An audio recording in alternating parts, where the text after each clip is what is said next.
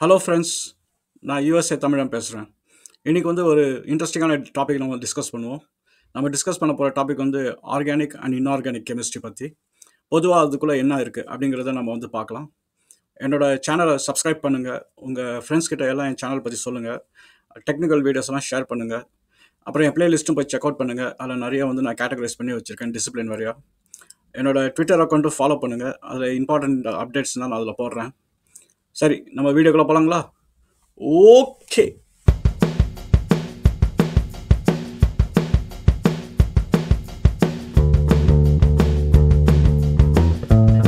சரி, நம்ம இப்போ வீடியோக்குள்ளார போகலாம்.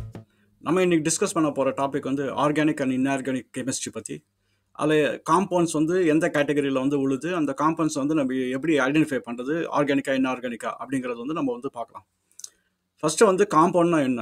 காம்பவுண்ட்னா என்னென்னா, உங்களுக்கு 2-3 எலமெண்ட்ஸ் சேர்ந்து ஒன்று ஃபார்ம் ஆச்சுன்னா அது காம்பவுண்ட் அப்படின்வாங்க. உங்களுக்கு எலமெண்ட்ஸ் பற்றி கொஞ்சம் டவுட் இருந்ததுன்னா, நான் பீரியாடிக் டேபிள் பற்றி ஒரு வீடியோ போட்டு வச்சுருக்கேன். அந்த லிங்க் நான் டிஸ்கிரிப்ஷனில் போடுறேன், அதை போய் பாருங்கள். அப்புறம் அந்த பீரியாடிக் டேபிளில் இருக்கிற எலமெண்ட்ஸ் தான் 1 இல்லை 2 சேர்ந்து காம்பவுண்ட்ஸாக மாறிடும். இப்போது இது எல்லாமே கெமிஸ்ட்ரி துறையில் வருது. இப்போ இந்த கெமிஸ்ட்ரி துறையில் நீங்கள் 2ஆக உடைச்சிங்க அப்படின்னா, ஒன்று இன்ஆர்கானிக் கெமிஸ்ட்ரி, இன்னொன்று ஆர்கானிக் கெமிஸ்ட்ரி அப்படின்னு நீங்கள் உடைச்சிடலாம். ஏன்னா ரெண்டுத்துக்கும் பிஹேவியர் அண்ட் ஸ்ட்ரக்சர் வேறு. அதனால் அதை இது கேட்டகரைஸ் பண்ணிட்டாங்க. இது ரெண்டுத்துக்கும் எப்படி ஐடென்டிஃபை பண்ணுறதுன்றது சிம்பிளாக புரிஞ்சுக்கிட்டீங்கன்னா, நீங்கள் என்ன பேர் கொடுத்தாலும் அது ஆர்கானிக்கா இன்ஆர்கானிக்கான்றது உங்களால் சொல்ல முடியும். அதை நம்ம எப்படின்றது பார்ப்போம். இப்போ ஒரு 4 எலமெண்ட் நீங்கள் மைண்டில் வச்சுக்கோங்க. ஒன்று கார்பன், ஹைட்ரஜன், நைட்ரஜன், ஆக்சிஜன். இது 4மே ஒரு பில்டிங் பிளாக்.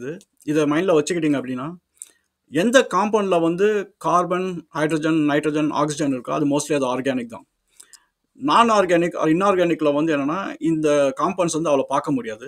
இப்போ நம்ம ஃபஸ்ட்டு ஆர்கானிக் காம்பவுண்ட்ஸ் பற்றி பேசலாம். அதுக்கப்புறம் அதுக்கு நேர் மாதிரியாக இருக்குது இன்ஆர்கானிக் காம்பவுண்டாக மாறிடும். அப்புறம் ஈஸியாக புரிஞ்சிடும். ஆர்கானிக் காம்பவுண்ட்ஸ் உருவாகிறது நீங்கள் பார்த்தீங்கன்னா, கார்பன் ஆட்டம் டெஃபினட்டாக இருக்கும்.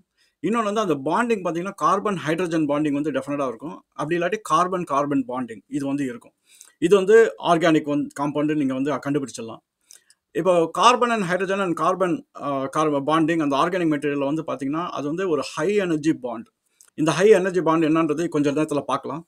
பட் இந்த ஹை எனர்ஜி பாண்டால் என்னென்னா, இந்த ஸ்ட்ரக்சர்லாம் பார்த்தீங்கன்னா கொஞ்சம் காம்ப்ளெக்ஸாக இருக்கும், பெருசாக இருக்கும்.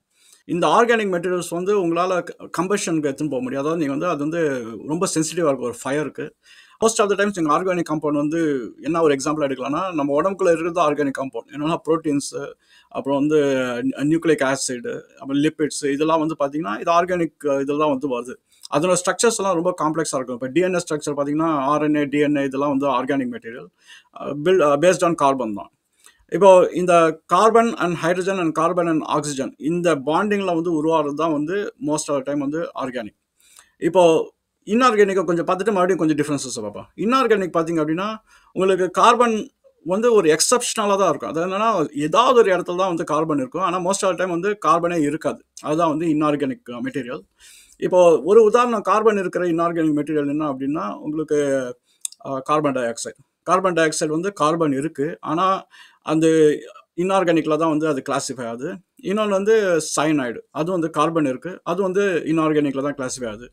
இப்போ இன்ஆர்கானிக் இது மெட்டீரியல் பார்த்தீங்க அப்படின்னா, காம்பவுண்ட்ஸ் அது ரொம்ப சிம்பிள் ஸ்ட்ரக்சர். அது பெரிய விஷயம்லாம் கிடையாது. அதனால் 2 எலமெண்ட்டை சேர்த்து நீங்கள் இன்ஆர்கானிக் மெட்டீரியலாக பண்ண முடியும். இன்னொன்று அதுக்கு அது ஃப்ளேமபிள் கிடையாது. இன்ஆர்கானிக் மெட்டீரியல் அவ்வளோ ஃபயர் பிடிக்கிற லெவலுக்கு அது ஃப்ளேமபிள் கிடையாது. ஆனால் ஆர்கானிக்கில் அது ரொம்ப சென்சிட்டிவ் டு ஃப்ளேமபிள். ஆர்கானிக்கில் பார்த்தீங்க அப்படின்னா, உங்களுக்கு low melting point and low boiling point இருக்குது. அதனால் சீக்கிரமாகவே அது மெல்ட் ஆகிடும். Inorganic material high melting point and high boiling point இருக்கும். இது ஒரு பிரைமரி டிஃப்ரென்ஸு. கெமிக்கல் பாண்டிங் வச்சு பார்த்தீங்கன்னா, ஆர்கானிக் அண்ட் இன்ஆர்கானிக்கில் வித்தியாசமாக இருக்கும். ஆர்கானிக்கில் மோஸ்ட்லி கோவேலன்ட் பாண்ட் அப்படின்வாங்க. இன்ஆர்கானிக்கில் உங்களுக்கு அயானிக் பாண்ட், கோவேலன்ட் பாண்ட், அப்புறம் மெட்டாலிக் பாண்ட் இருக்கும். இந்த பாண்டிங் நான் ஒரு கெமிக்கல் பாண்டிங் வீடியோவில் நான் போட்டிருக்கேன். அந்த வீடியோ லிங்க்கும் நான் கீழே போடுறேன். அதில் போய் நீங்கள் பார்த்தீங்கன்னா அந்த பாண்டிங் என்னன்றது உங்களுக்கு புரிஞ்சிடும். ஸோ ஆர்கானிக் ஃப்ளேமபிளாக இருக்கிறதுனால நம்ம எரிக்க முடியுறதுனால அதுக்கு அதனோட கேஸஸ் எரிஞ்சு முடிச்சிட்டோன்னு எரிவாயுன்னு சொல்லுவாங்க. அதில் இந்த gases carbon dioxide, carbon monoxide இதெல்லாம் அவுட்புட்டாக வரும். இன்ஆர்கானிக் மெட்டீரியல் எரிக்க முடியாது. அதனால் அந்த அவுட்புட் அது கிடையாது. ஸோ அது இன்ஆர்கானிக்கில் ஒரு நல்ல விஷயம். லைஃப் ஃபார்ம் ஆகிறதுக்கு ஹெல்ப் பண்ணுறது இந்த ஆர்கானிக் காம்பவுண்ட்ஸ் தான். சரி, நம்ம ஹை எனர்ஜி பாண்ட் பற்றி பேசணும். இப்போ இன்ஆர்கானிக்கில் லோ எனர்ஜி பாண்ட் இது என்னன்றது பார்க்கலாம். இப்போ ஹை எனர்ஜி பாண்ட்னா என்னன்னா, ஒரு ஆர்கானிக் மெட்டீரியல்ல வந்து 2 எலமெண்ட்க்கு நடுவுல இருக்கிறது ஒரு பாண்ட். அந்த பாண்ட் வந்து மோல் அப்படின்னுவாங்க. இப்போ இப்போ வந்து கார்பன் அண்ட் ஹைட்ரஜனுக்கு நடுவுல வந்து ஒரு பாண்ட் இருக்குன்னா, அது வந்து மோல். இப்போ இந்த பாண்டிங்கை வந்து நம்ம உடைக்கணும் அப்படின்னா அதுக்கு வந்து நிறைய எனர்ஜி தேவை. அதுதான் வந்து அது ஹை எனர்ஜி பாண்ட் அப்படின்னுவாங்க. இன்ஆர்கானிக்ல பார்த்தீங்க அப்படின்னா இந்த பாண்டுக்கு நடுவில் இருக்கிறது வந்து நம்ம உடைக்கிறது வந்து கொஞ்சம் ஈஸியாக உடைச்சிடலாம். ஸோ இது வந்து ஒரு பெரிய டிஃப்ரென்ஸ் ஆர்கானிக்கும் இன்ஆர்கானிக்கும். இப்போ இந்த கெமிக்கல் ரியாக்ஷனில் வந்து 2 டைப் ஆஃப் ரியாக்ஷன் வந்து நீங்கள் கேள்விப்பட்டீங்க. ஒன்று வந்து எண்டோதெர்மிக் ரியாக்ஷன், ஒன்று வந்து எக்ஸோதெர்மிக் ரியாக்ஷன் அப்படின்வாங்க. இப்போ எண்டோதெர்மிக் ரியாக்ஷன் வந்து என்னன்னா, இப்போ வந்து ஒரு 2 எலமெண்ட் வந்து பாண்டாக இருக்குது அப்படின்னா அந்த பாண்டை உடைக்கிறதுக்கு வந்து நம்ம ஒரு எனர்ஜி கொடுக்கணும். அந்த எனர்ஜி தான் வந்து எண்டோதெர்மிக் ரியாக்ஷன் அப்படின்வாங்க. எக்ஸோதெர்மிக் அப்படின்னு சொல்றது வந்து ஒரு 2 எலமெண்ட்டை வந்து நீங்கள் பாண்ட் பண்ணீங்க அப்படின்னா உங்களுக்கு ஒரு எனர்ஜி ரிலீஸ் ஆகும். அது வந்து எக்ஸோதெர்மிக் ரியாக்ஷன் அப்படின்வாங்க. இப்போ வந்து இந்த எண்டோதெர்மிக் அண்ட் எக்ஸோதெர்மிக் ரெண்டுமே ஒரே நேரத்துல நடக்கலாம். இப்போ ஒரு உதாரணம் பார்க்கலாம். இப்போ நம்ம வந்து ஒரு ஹைட்ரோகுளோரிக் ஆசிட் வந்து உருவாக்கணும் அப்படின்னா நமக்கு வந்து ஒரு ஹைட்ரஜன் ஆட்டமும் குளோரின் ஆட்டமும் இருந்தால் நம்ம வந்து HCl அப்படின்னு வந்து ஹைட்ரோகுளோரிக் ஆசிட் நம்ம உருவாக்க முடியும். அதனோட ஈக்குவேஷன் பார்த்தீங்கன்னா H2 + Cl2 = 2HCl அப்படின்னு ஒன்று வரும். இப்போ நம்ம வந்து லெஃப்ட் ஹேண்ட் சைடில் பார்த்தோம்னா 2 ஹைட்ரஜன் ஆட்டமும் ஒரு 2 குளோரின் ஆட்டமும் நம்ம கம்பைன் பண்ணி பாண்ட் பண்ண வச்சா 2 ஹைட்ரோகுளோரிக் ஆசிட் மாலிகுல் வந்து நம்மளுக்கு கிடைக்கும். இப்போ ஹைட்ரஜன் ஆட்டம் வந்து 2 இருக்கு. அப்பனா நம்ம வந்து அந்த 2 வந்து உடைக்கணும். ஒவ்வொரு ஹைட்ரஜன் ஆட்டமா நம்ம எக்ஸ்ட்ராக்ட் பண்ணணும். அதே மாதிரி குளோரின் ஆட்டமை நம்ம வந்து உடைக்கணும். இப்போ உடைக்கிறது தான் வந்து எண்டோதெர்மிக் ரியாக்ஷன் அப்படிவாங்க. நம்ம வந்து நிறைய எனர்ஜி வந்து கொடுக்கணும் அதுக்கு. இப்போ வந்து ஹைட்ரஜன் ஆட்டமா உடைக்கிறதுக்கு ஒரு எண்டோதெர்மிக் ரியாக்ஷன். அதே மாதிரி குளோரின் ஆட்டம் உடைக்கிறதுக்கு வந்து நம்ம வந்து ஒரு எனர்ஜி கொடுத்து அது எண்டோதெர்மிக் ரியாக்ஷன் பண்ண வைக்கிறோம். ஸோ இப்போ நம்ம வந்து ஹைட்ரஜனும் குளோரினும் தனித்தனியாக பிரிஞ்சிருச்சு. இப்போ ஹைட்ரஜனும் குளோரினும் நம்ம வந்து பாண்ட் பண்ண வைக்கும்போது என்ன ஆகுனா அது ஒரு எனர்ஜி ரிலீஸ் பண்ணும். அந்த எனர்ஜி தான் வந்து எக்ஸோதெர்மிக் ரியாக்ஷன் அப்படின்வாங்க. இப்போ நம்மளுக்கு வந்து ஓவரால் ரியாக்ஷன் ஒன்று இருக்குது. இப்போ வந்து ஒரு ஒரு கெமிக்கல் ரியாக்ஷன் நடக்கும்போது இப்போ ஜாஸ்தி எண்டோதெர்மிக் இருக்கா இல்லை எக்ஸோதெர்மிக் இருக்கா அப்படின்றத நம்ம கண்டுபிடிக்கலாம். அதை எப்படி கண்டுபிடிக்குது அப்படின்னா நம்ம வந்து எவ்வளோ எனர்ஜி கொடுக்குறோமோ எவ்வளோ எனர்ஜி ரிலீஸ் ஆச்சோ அது ரெண்டுத்தையும் நம்ம வந்து கூட்டினா நம்பர் வந்து நெகட்டிவ்ல வந்ததுன்னா அப்போ வந்து எக்ஸோதெர்மிக் தான் வந்து ஜாஸ்தியாக இருக்குன்னு அர்த்தம். அதே நம்பர் பாசிட்டிவ்ல வந்தது அப்படின்னா அது எண்டோதெர்மிக் ரியாக்ஷன். ஸோ நம்ம வந்து உள்ளே கொடுக்குற எனர்ஜியும் வெளில வர அவுட்புட் எனர்ஜியும் நம்ம வந்து கம்பைன் பண்ணி கூட்டி பார்த்தா நம்மளுக்கு வந்து பாசிட்டிவ் நம்பர் வந்ததுன்னா நம்ம எண்டோதெர்மிக், நெகட்டிவ் வந்து எக்ஸோதெர்மிக் அப்படி தான் வந்து நம்ம வந்து பார்க்கலாம்.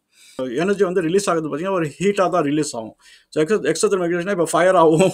ஸோ இல்லை அந்த மாதிரி ஏதோ ஒன்று வரும். இப்போ வந்து நம்ம பட்டாசு கொளுத்தணும் அப்படின்னா உடனே ஃபயர் பிடிச்சிது. அது வந்து அது எக்ஸோதெர்மிக் ரியாக்ஷன் வந்து அந்த பாண்டை கிரியேட் பண்ணும்போது அது வந்து ரியாக்ஷன் வந்து கொடுத்து நம்மளுக்கு வந்து ஒரு பட்டாசு வெடிக்கிற மாதிரி ஒரு ரியாக்ஷன் ஒன்று வரும். ஸோ அது நம்ம ப்ராக்டிக்கலாக நிறைய டைம் பார்க்கலாம். ஆர்கானிக் மெட்டீரியல்ஸ் வந்து தண்ணியில் வந்து டிசால்வ் ஆகாது. அது ரொம்ப கஷ்டம்.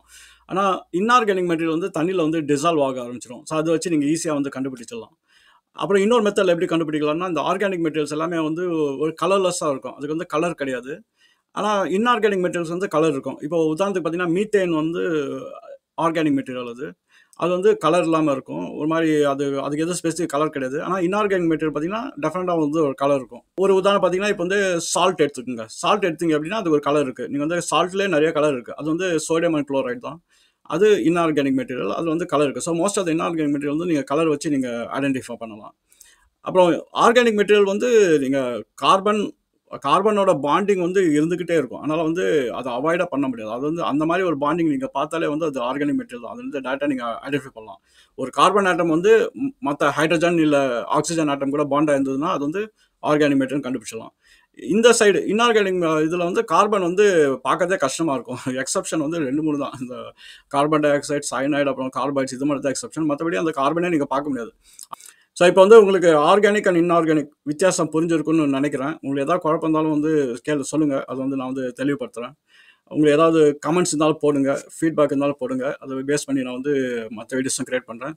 இது ஒரு சின்ன வீடியோ தான். ஆனால் வந்து இந்த கான்செப்ட் வந்து தெளிவுபடுத்தலாம்னு விரும்பினேன். ஆனால் வந்து இதை போட்டிருக்கேன். சரி, நம்ம அடுத்த வீடியோவில் பார்ப்போம். என் சேனலை வந்து சப்ஸ்கிரைப் பண்ணுங்கள். உங்கள் ஃப்ரெண்ட்ஸ்கிட்டே ஷேர் பண்ணுங்கள். சரிங்களா? பாய்.